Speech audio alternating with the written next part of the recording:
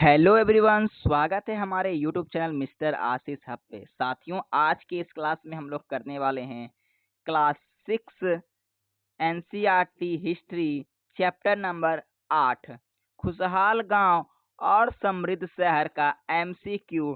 सारे प्रश्नों का आज हम लोग साथियों आज के इस क्लास में हल करने वाले हैं एमसीक्यू का। तो साथियों, फटाफट आप लोग क्लास को एकदम बिना स्किप किए हुए देखना है, क्योंकि आपको एक एक जो प्रश्न मिलेगा बहुत ही इम्पोर्टेंट होगा खुशहाल गांव और समृद्ध शहर चैप्टर से। तो देखिए, अभी मैं पहले ही बता देता हूं कि इसका पीडीएफ आपको टेलीग्राम में मिल जाएगा। लिंक डिस्क्रिप्शन में टेलीग्राम का दिया गया है। तो आप लोग से एक छोटी सी रिक्वेस्ट है कि आप लोग अपने पढ़ाई को अगर मजबूत बनाना चाहते हैं तो आप लोग मेरे साथ उत्तर देते जाइएगा। जो से साथियों ऑनलाइन देख रहे हैं वो भी, और जो बाद में क्लास देख रहे हैं वो भी ये काम कीजिए, ईमानदारी से काम कीजिए साथियों। जैसे प्रश्न संख्या 1 दिया हुआ है, तो 1 का उत्तर जो भी होगा ABCD जो भी होगा तो आप लोग इस प्रकार लिख सकते हैं साथियों। देखिए, जैसे 1 नंबर है तो 1 नंबर का जो भी होगा A होगा या B होगा या C होगा या फिर D होगा, तो इस प्रकार आप लोग उत्तर कमेंट में कर सकते हैं। तो चलिए साथियों, आज का हम लोग पहला प्रश्न देखते हैं। हम लोगों का पहला प्रश्न क्या है? तो देखिए दोस्तों, आज का हम लोग का पहला प्रश्न हम लोग का आपके सामने ये रहा। दक्षिण भारत में किस वंश का शासन था? मौर्य वंश, गुप्त वंश, चोल वंश, कुषाण वंश। तो साथियों, दक्षिण भारत में जो है चोल वंश का शासन था। किसका था? चोल वंश का शासन था। तो ऑप्शन नंबर डी हो जाएगा राइट आंसर। किसका ऑप्शन नंबर डी सही हुआ कमेंट में बताइए, क्योंकि मैं जो नाम अनाउंसमेंट भी मैं करता हूँ टेलीग्राम में डाल देता हूँ अनाउंसमेंट करके। तो चलिए साथियों, आप लोग स्टार्ट कीजिए, मैं भी स्टार्ट करता हूँ। देखते हैं किसका सही होता है। दूसरा नंबर है, चोल वंश किस क्षेत्र में प्रसिद्ध था? उत्तर भारत, दक्षिण भारत, पश्चिम भारत, पूर्व भारत। तो साथियों, जो चोल वंश था वो प्रसिद्ध था दक्षिण भारत में। कौन से भारत में? दक्षिण भारत में वो प्रसिद्ध था। तो ऑप्शन नंबर बी हो जाएगा राइट आंसर। आइए साथियों, प्रश्न संख्या हम लोग तीसरा देखते हैं। देखिए साथियों, प्रश्न संख्या तीसरा है, चोल काल में सबसे प्रसिद्ध बंदरगाह कौन था? कावेरीपट्टनम, सूरत, मुंबई, कोलकाता। तो साथियों, चोल काल में सबसे प्रसिद्ध जो बंदरगाह था उसका नाम था कावेरीपट्टनम। क्या नाम था? कावेरीपट्टनम। तो ऑप्शन नंबर ए हो जाएगा साथियों राइट आंसर। आइए हम लोग अपने अगले प्रश्न को देखते हैं साथियों। संगम साहित्य किस भाषा में लिखा गया? संस्कृत, तमिल, हिंदी, पाली। तो देखिए साथियों, संगम जो साहित्य था वो किस भाषा में लिखा गया? तो वो तमिल भाषा में लिखा गया। कौन से भाषा में? तमिल भाषा में लिखा गया संगम साहित्य। तो ऑप्शन नंबर बी हो जाएगा राइट आंसर। चलिए अगले प्रश्न को देख लेते हैं साथियों। प्रश्न संख्या 5 है, संगम साहित्य से किस क्षेत्र के जीवन के बारे में जानकारी मिलती है? उत्तर भारत, दक्षिण भारत, पश्चिम भारत, पूर्व भारत। तो साथियों, संगम साहित्य से हम लोगों को दक्षिण भारत की जानकारी मिलती है। तो ऑप्शन नंबर बी हो जाएगा राइट आंसर। किसका किसका बी सही हुआ साथियों, आप लोग कमेंट में जरूर बताएं। चलिए अपने अगले प्रश्न को देख लेते हैं। अगला प्रश्न हम लोगों का क्या है? तो देखिए, अगला प्रश्न है, चोल राज्य की मुख्य नदी कौन थी? गंगा, यमुना, कावेरी, नर्मदा। तो साथियों, चोल राज्य की जो प्रमुख नदी थी वो थी कावेरी। कौन थी? चोल काल की जो प्रमुख नदी थी वो कावेरी थी। आगे का साथियों प्रश्न है, संगम काल में कवियों को क्या कहा जाता था? सत, संगम कवि, ऋषि, गुरु। तो देखिए साथियों, संगम काल में कवियों को कहा जाता था संगम कवि। क्या कहा जाता था? संगम कवि कहा जाता था। तो ऑप्शन नंबर बी हो जाएगा राइट आंसर। आइए साथियों, हम लोग देख लेते हैं अपने अगले प्रश्न। देखते हैं अगला प्रश्न हम लोगों का क्या है। तो देखिए प्रश्न संख्या 8 कहता है चोल काल में गांव का मुखिया किसे कहा जाता था? ग्राम भोजक, सरपंच, पटवारी, प्रधान। तो साथियों चोल काल में जो गांव का मुखिया था उसे कहा जाता था ग्राम भोजक। क्या कहा जाता था? ग्राम भोजक कहा जाता था। तो ऑप्शन नंबर ए हो जाएगा साथियों राइट आंसर। आप लोगों ने क्लास को अभी तक लाइक नहीं किया है तो एक बार क्लास को आप लोग आंख बंद करके लाइक कर दीजिए। चोल काल में व्यापार किसके माध्यम से होता था? व्यापारी संघ, सैनिक, राजा, किसान। तो देखिए साथियों चोल काल में जो व्यापार किसके माध्यम से होता था? तो वहां पे व्यापार होता था साथियों व्यापारी संघ से। किससे होता था? व्यापारी संघ से वहां पे व्यापार होता था। अगला प्रश्न है चोल काल में किसकी खेती अधिक होती थी? गेहूं, चावल, जौ, मक्का। तो साथियों चोल काल में जो है चावल की खेती बहुत ही अधिक होती थी। किसकी? चावल की खेती बहुत ही अधिक होती थी। तो ऑप्शन नंबर बी हो जाएगा राइट आंसर। साथियों हम लोगों ने 10 प्रश्न किया तो 10 में से कितना सही हुआ कमेंट में बताइए। आप लोग कमेंट में बताइए कि 10 में से आप लोग का कितना सही हुआ। हम लोग का टारगेट है कितना आज का? देखिए आज का हम लोग का टारगेट है साथियों 50/50। जो ये आज लाएगा 50/50 उसको कुछ अनोखा तोहफा मिलेगा। क्या मिलेगा? तोहफा मिलेगा। तोहफा में साथियों कुछ भी हो सकता है, ठीक ना? जरूरी नहीं कि तोहफा अगर मैं आपको दूंगा तभी वो होगा, ठीक है? कुछ भी हो सकता है। हो सके आप अच्छे नंबर से पास करने का आशीर्वाद पा लें। आइए साथियों अपने अगले प्रश्न को देख लेते हैं। संगम काल में व्यापार किससे होता था? चीन, रोम, जापान, अमेरिका। तो साथियों संगम काल में व्यापार होता था किससे? रोम से होता था। किससे होता था? रोम से होता था। कमेंट बताइए कि रोम कहाँ पर है। कमेंट में बताइए कि रोम हम लोग का कहाँ पर है। आइए अगले प्रश्न को देख लेते हैं साथियों। प्रश्न संख्या 12 है संगम साहित्य में कितने संग्रह बनाए गए हैं? 2, 4, 6, 8। तो साथियों संगम साहित्य में कितने संग्रह बनाए गए हैं? तो उसमें 8 संग्रह बनाए गए हैं। कितने संग्रह? 8 संग्रह बनाए गए हैं। तो ऑप्शन नंबर डी हो जाएगा राइट आंसर। साथियों हम लोग का अगला प्रश्न है संगम साहित्य में किस प्रकार की कविताएं हैं? धार्मिक, वीरता और प्रेम, विज्ञान, राजनीतिक। तो देखिए साथियों संगम साहित्य जो है उसमें वीरता और प्रेम की कविताएं हैं। किसका? वीरता और प्रेम की कविताएं हैं। तो ऑप्शन नंबर बी हो जाएगा राइट आंसर। आइए साथियों प्रश्न संख्या हम लोग अपने अगले देखते हैं। आगे का प्रश्न है चोल काल में सबसे महत्वपूर्ण कार्य क्या था?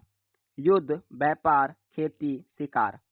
तो साथियों चोल काल में सबसे जो महत्वपूर्ण कार्य था वो क्या था? वो खेती था। क्या था? खेती था।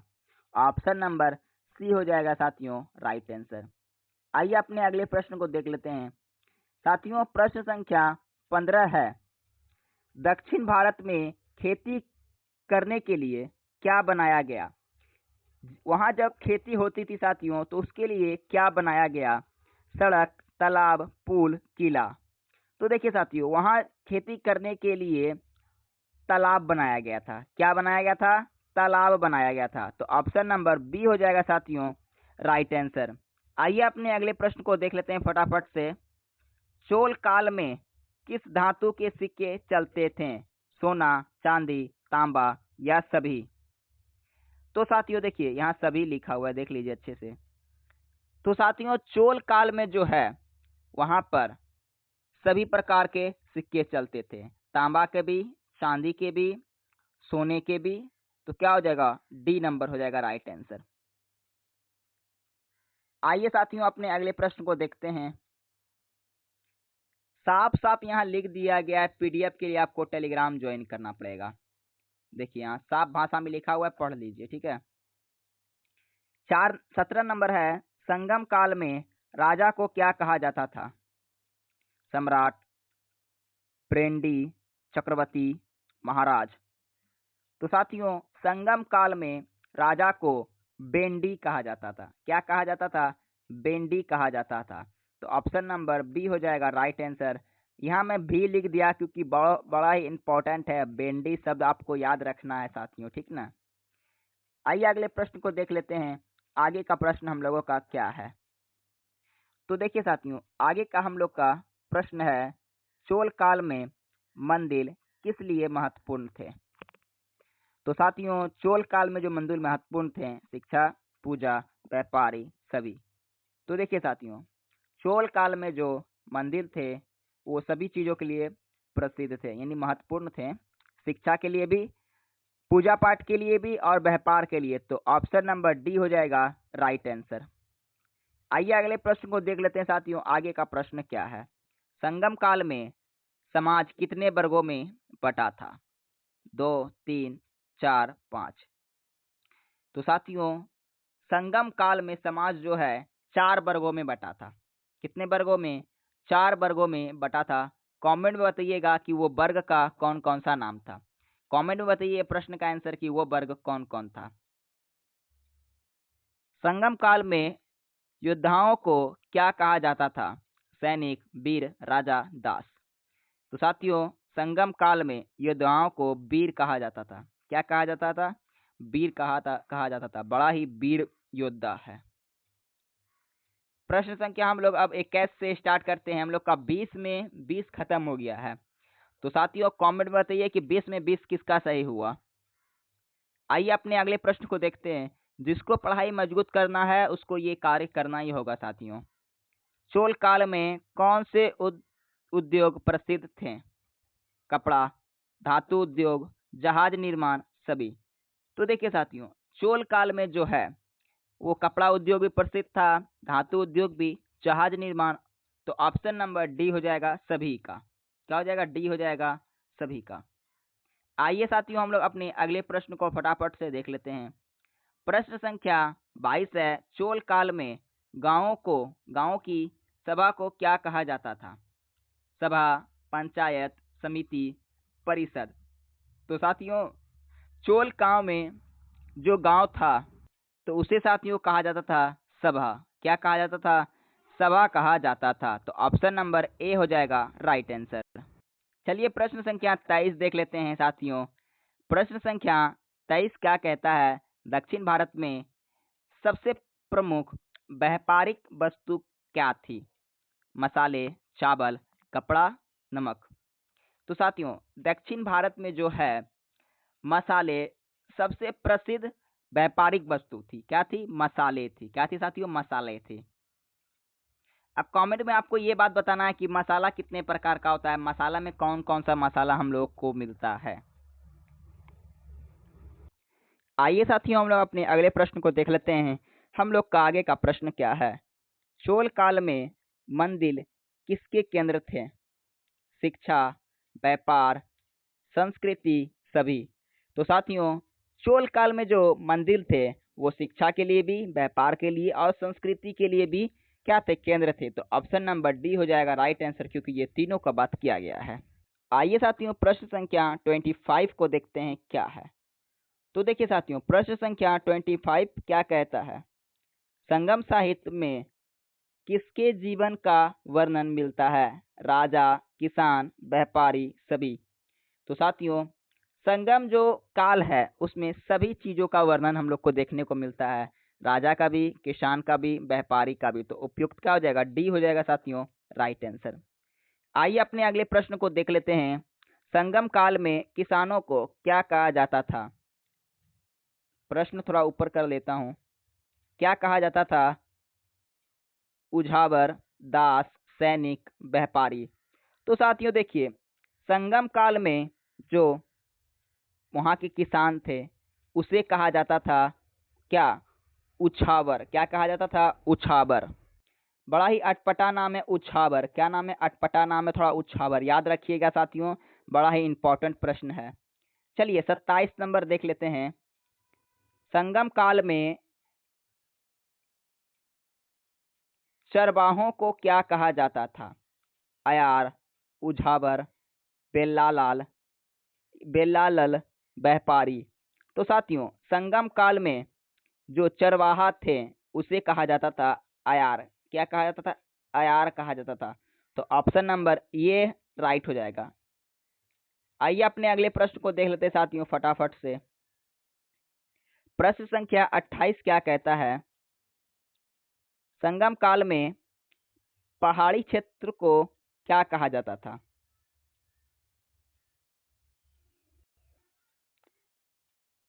कुरिंजी, मरुतप, नेयडल या पलई। तो देखिए साथियों संगम काल में जो व्यापारी क्षेत्रों को क्या कहा जाता था?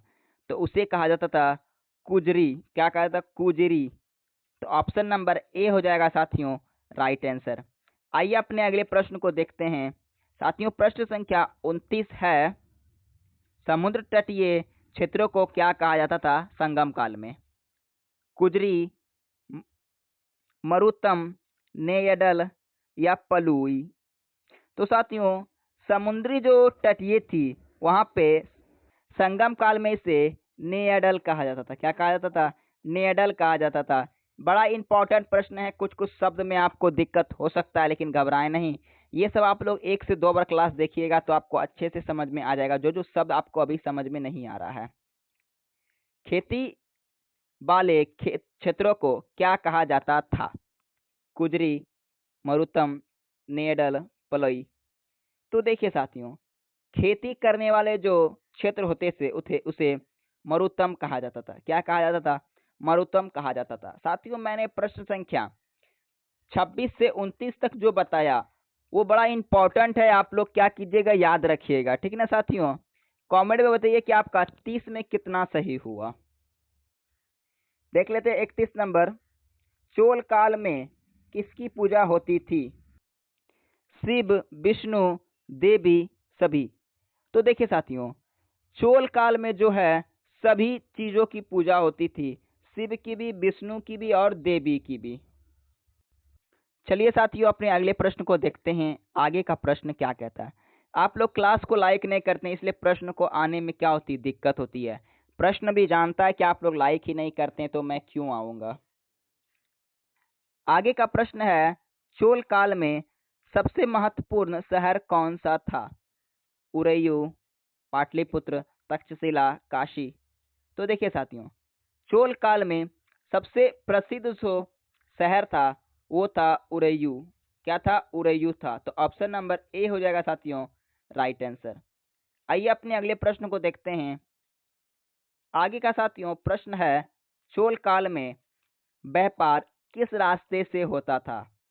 स्थल मार्ग, समुद्र मार्ग, दोनों या कोई नहीं। तो देखिए साथियों चोल काल में जो है व्यापार होता था स्थल मार्ग से भी और समुद्र मार्ग से भी होता था। तो क्या हो जाएगा? डी हो जाएगा, सॉरी सी हो जाएगा राइट आंसर। चलिए अगले प्रश्न को देखते हैं साथियों। हम लोग का आगे का प्रश्न है हाँ या ना में जवाब बताना है आपको, ठीक ना।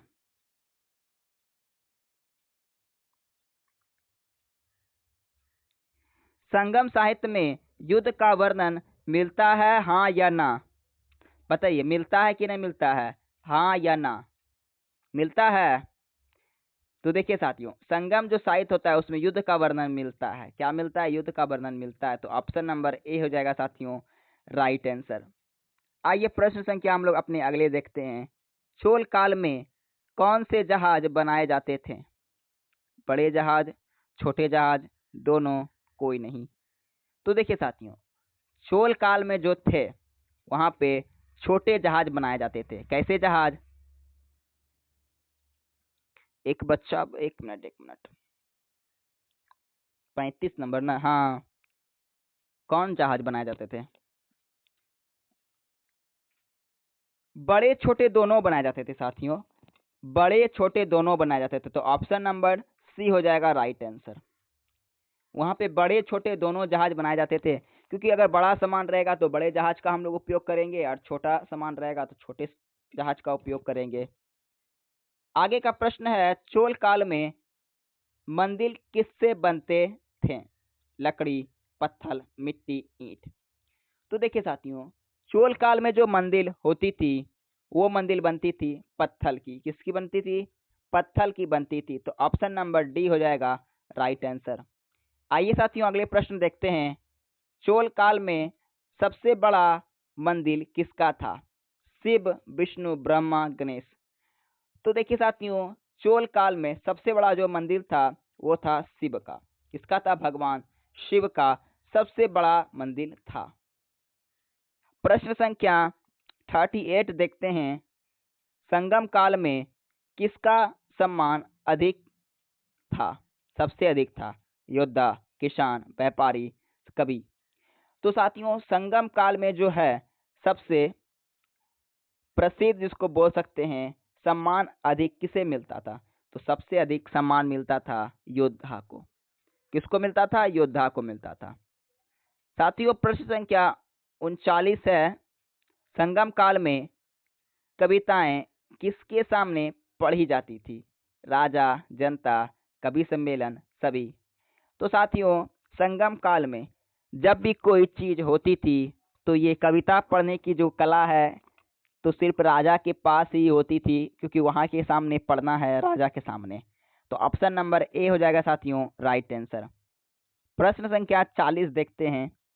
चोल काल में गांव में किसका शासन था? ग्राम, सॉरी राजा या सभाग्राम जिसको बोलते हैं, व्यापारी, सैनिक। तो साथियों चोल काल में गांवों का जो शासन था उसमें सबसे जो प्रसिद्ध जिसको बोल सकते हैं हम लोग वो था ग्राम सभा का। किसका था? ग्राम सभा का। ऑप्शन नंबर बी हो जाएगा राइट आंसर। कमेंट में बताइए कि 40 में 40 किसका सही हुआ? 40/40 किसका सही हुआ? आगे हम लोग 10 प्रश्न और देख लेते हैं। पढ़िए, उत्तर दीजिए कमेंट में, क्योंकि उत्तर तो आपको देना है ना, विजय आपको होना है। चोल काल में जल संबंध यानी कि जल का जो प्रबंध कैसे होता था? तालाब, नगर, बांध, सभी। तो साथियों चोल काल में जल का जो प्रबंध होता था वो तालाब से भी होता था, नहर से भी और बांध से भी। तो ऑप्शन नंबर डी हो जाएगा साथियों राइट आंसर। क्या हो जाएगा? डी हो जाएगा राइट आंसर। पीडीएफ के साथियों पीडीएफ के साथ आपको मिल जाएगा आंसर की भी। क्या मिलेगा? पीडीएफ के साथ आपको आंसर की भी मिल जाएगा टेलीग्राम में, ठीक ना, इसलिए घबराएं नहीं। संगम साहित्य से किस चीज की जानकारी मिलती है? समाज, अर्थव्यवस्था, संस्कृति, सभी। तो देखिए साथियों संगम काल से हम लोगों को सभी चीजों की जानकारी मिलती है। तो ऑप्शन नंबर डी हो जाएगा राइट आंसर। साथियों आगे का प्रश्न हम लोगों का है, संगम काल में मुख्य भोजन क्या था? संगम काल में मुख्य भोजन क्या था? चावल, गेहूं, जौ, मक्का। तो ये प्रश्न क्या है साथियों? R4 रिपीटेड है। तो ये प्रश्न का साथियों आपको जवाब कमेंट में देना है, क्योंकि ये प्रश्न पिछले हो चुका है, यानी पीछे मैं पढ़ा चुका हूं कि संगम काल में मुख्य भोजन क्या था। कमेंट में इसका जवाब आप लोग दीजिए। साथियों आगे का प्रश्न है, चोल काल में व्यापारियों को क्या कहा जाता था? सेठ, वणिक, व्यापारी, वणिक। यहाँ वणिक एक जगह है वणिक, दूसरा है वणिक, कंफ्यूज नहीं होइएगा, ठीक ना। तो देखिए चोल काल में व्यापारियों को कहा जाता था क्या? वणिक कहा जाता था। क्या कहा था? वणिक कहा जाता था। तो बी हो जाएगा राइट आंसर। 45 देख लेते हैं। चोल काल में गांव की सभा का काम क्या था?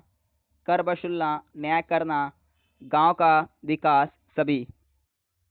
तो देखिए साथियों चोल काल में जो सभा का काम होता था वो सभी चीज होता था। क्या होता था?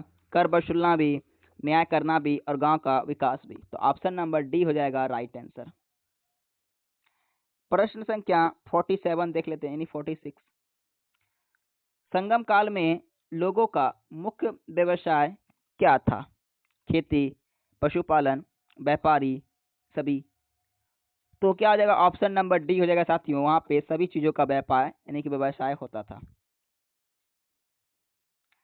चोल काल में शिक्षा कहाँ दी जाती थी? मंदिर, स्कूल, किले, बाजार।